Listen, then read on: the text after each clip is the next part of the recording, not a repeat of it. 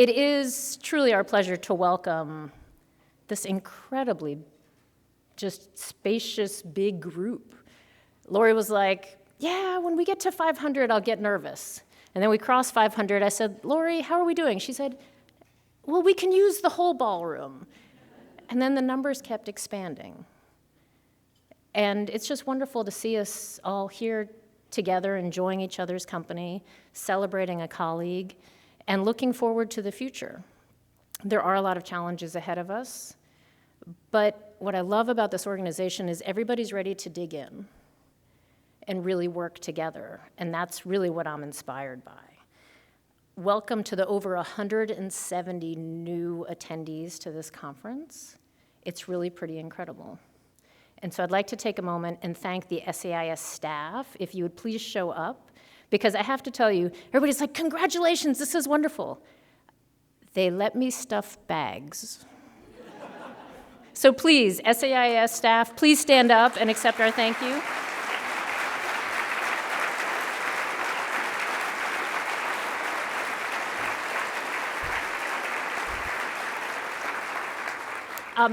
It is such a gift.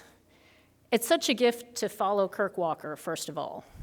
And I'm just going to note, I have held true to my promise. I have not allowed Kirk Walker to retire. He's still doing workshops, so mark that down. Just like when Marcia and I had that very fun phone call, it's like, actually, this means you cannot retire because we still need you in our field. But also to work with this team who's so incredibly kind and incredibly patient. As I've asked all these questions, and then I asked the same questions again because I forgot the answer from 3 months ago, they have just been so gracious in how they have invited me into this world.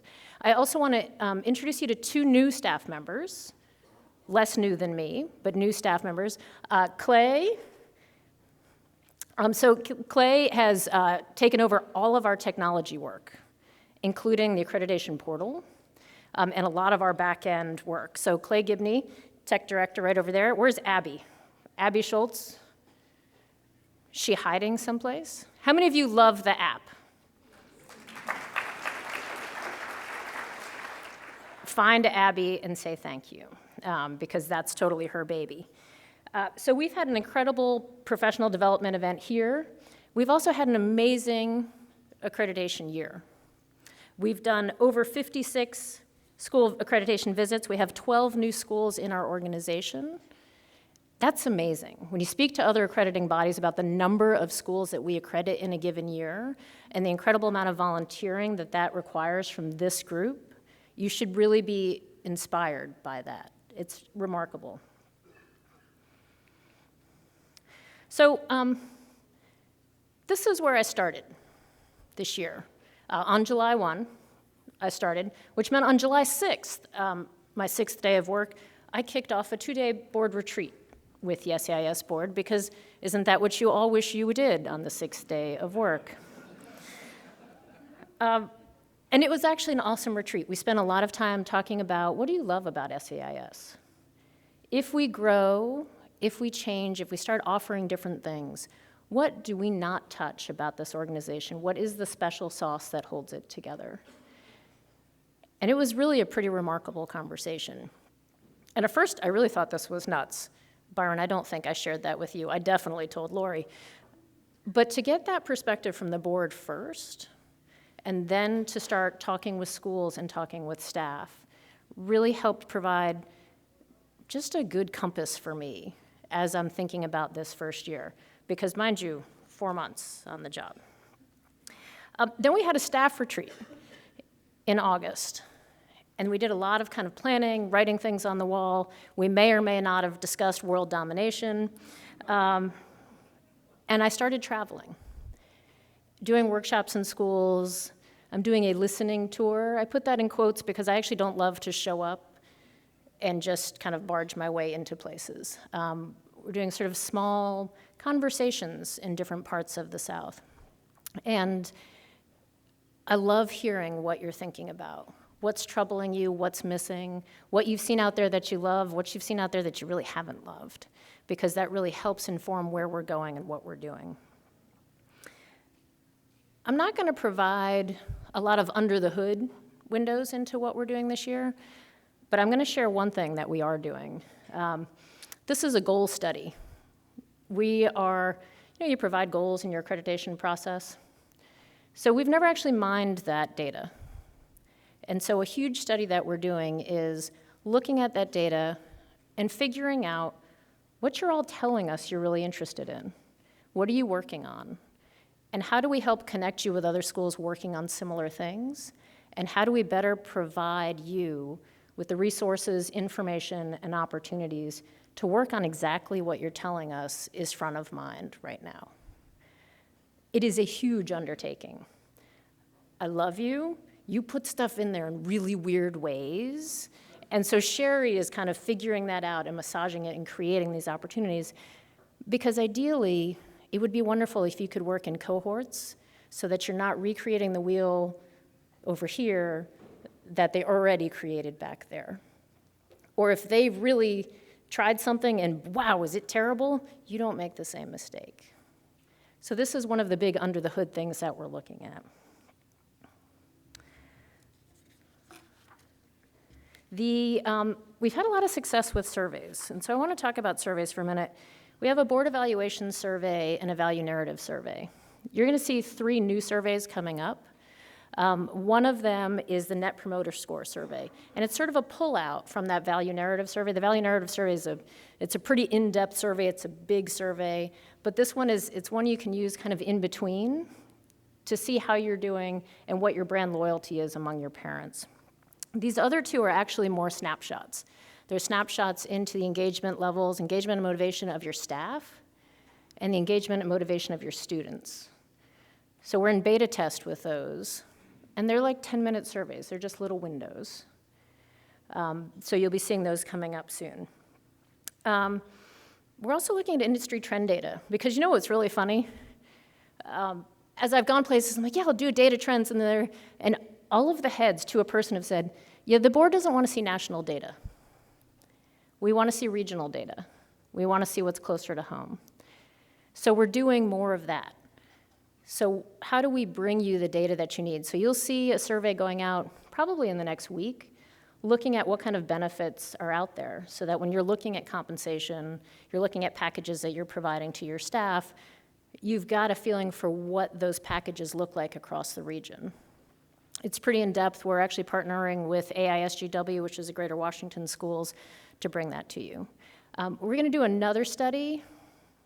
You'll probably see it hopefully January, February, looking specifically at governance issues. Because we as an industry, if we're not in a crisis, we're bordering on a crisis when it comes to the health of the governance leadership relationships within our schools. You know, I joke about this a lot. I say these used to be body in the trunk cases, because literally there was a head who had a body in the trunk with one of them. But in the last 10 years, the number of heads who get fired during the school year, during the summer, for that upcoming academic year is overwhelming to me. And it's bad for our schools. It's bad for school leadership. It creates incredible churn in the industry, and it's just unhealthy as a whole. And we have to figure out how to address that better. So this survey will hopefully help us do that. Finally, a bit further, maybe even to next year, and I promise I won't give you survey fatigue, we will be doing a member satisfaction and a needs assessment survey to make sure that where we're moving with some of these things is actually going in the direction that you need as schools. I did want to provide, I don't know if any of you have seen the heads turnover data. I asked Amada to prepare this for the presentation that we did yesterday during the board's heads retreat. So if you haven't seen what this looks like, just be aware that this is, in fact, the industry trends, and these are the national numbers. It's harder to get the SAIS numbers, which is why we want to do this survey to get a feeling for that. As far as we can tell, 50% of the heads turn over in the SAIS membership every 5 years. And that's pretty extraordinary. Has anybody seen this headline? So it's affluent kids as an at-risk class. There's a wonderful researcher who's been doing this work for a while. Her name is Sunia Luther, and I've known her for a little bit. And so I'd like to tell you that we're actually going to partner with Authentic Connections because we'll never have this expertise in-house. They have a couple surveys they do with schools. This one is called the WellBeing Index. They'll do it with middle schools, they'll do it with high schoolers. And this partnership involves any SAIS school with a middle school and or a high school, anytime in the next 2 years, can offer the survey for free to their students once. Schools with an enrollment of 400 or less, you can do it again for half price, potentially less. But most importantly, she's actually going to flag the survey results to the region. And then she's going to work with SAIS staff, but she's actually going to work with the SAIS board to start tracking the trends in student wellness in our schools so that we have a window into the region about what are these issues. And what I love about Sunia is actually what she works on are what are the interventions, what are the changes you can make within your community to create healthier schools for kids. So I'm incredibly excited about that partnership. We just literally finished signing the paperwork on it last week, and I know that's going to be a fruitful conversation in the future, so I hope you look forward to that. Professional development has had a really big year. One of the really amazing things is we did a conference for learning specialists. So we budgeted for, Lori, 45 people. 237 showed up. Sherry was breathing into a brown paper bag over that. We're doing it again this year. As of yesterday, we had 52 people already registered. So that's really an amazing lift on professional development. We have launched these online conversations that I hope you're starting to find pretty interesting. The first one we did was on compensation. The next one, for all of you heads renewing contracts or all of you heads in the head searches, is November 7th, and it's going to be all about heads contracts and compensation. Terry Briggs, who's worked individually with a lot of heads of school, will talk about kind of key concepts in heads contracts, and we'll be talking specifically about how compensation works in contracts and things to think about. And then you see the other topics on here. I left May blank because I'm still not sure what that's going to look like, but I think it should be around civil discourse and what this next election is going to look like. Because Joanne said, I can't get anybody to do an accreditation vision on election day. And everybody's worried about what that's going to look like in our communities. So that might be what May is. You'll note that December is actually with Sunia Luther and a couple of schools that she's been working with, so you get some window into that work looks like. The leadership retreat, going back to that leadership governance meltdown, is going to be only about that. Anne-Marie Balzano at NEIS has been leading the research in this area, looking nationwide at what are the trends in unhealthy governance and leadership relationships. And then Terry and I are going to be there too to really dig into that data and to talk about how do we help our schools systematically insulate themselves against what some of those issues look like. So that's going to be in Chattanooga on April 20th and 29th.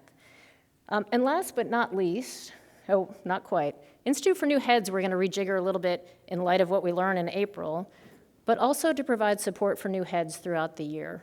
We're going to have opportunities to help new heads talk through things that they're facing, but also to support them with new skills that, frankly, you just can't dump on them right before they start. They don't even know what they don't have at that point. So that's going to be a little bit of rejiggering. We don't even have the marketing for this yet. But the one thing you'll see launch next academic year are Trustee and Trends evenings. We're going to pilot just 3 or 4 of them in different cities because we get these workshop requests to do governance trainings, and I love doing them, actually. They're very fun to go into individual schools, but this will provide opportunities for trustees from several schools to come together to one place to get that training and also to talk about the trends facing our schools. So we're looking forward to trying that out. But like I said, we don't even have the cool little symbol thingy to go with it yet. And finally, you'll probably start seeing more resources like this. I hope you've seen this quick links. We now do this once a month. We start compiling different articles that might be of interest to you and really looking at expanding our resource base. So when you have issues come up, a big one that was flagged during the accreditation process this year is we're talking more about training for students so that they don't become victims of sex abuse. And several schools have said, we don't know what that looks like. What is that curriculum, particularly for little kids?